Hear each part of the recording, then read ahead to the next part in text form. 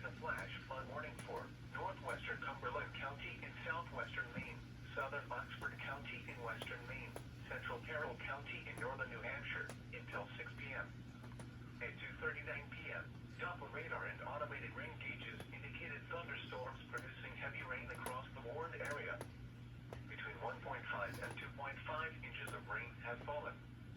Additional rainfall amounts of 1 to 2 inches are possible in the warned area. Flash flooding is ongoing or expected to begin shortly. Hazard: flash flooding caused by thunderstorms. Source: radar and automated gauges. Impact: flash flooding of small creeks and streams, urban areas, highways, streets and underpasses, as well as other poor drainage and low-lying areas.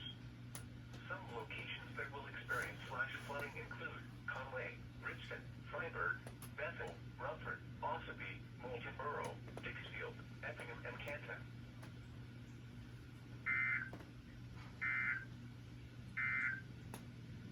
This is the NOAA Weather Radio.